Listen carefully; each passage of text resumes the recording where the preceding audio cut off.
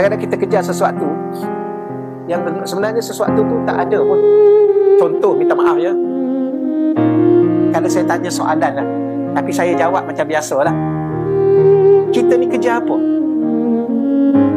Kejar kebahagiaan. Betul? Betul? Betul.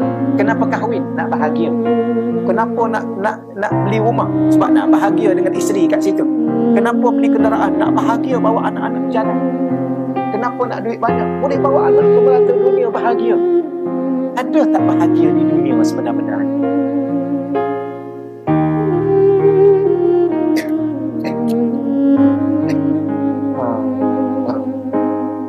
Tapi yang tu baca kitab nak khatam tadi pasal bahagia ni.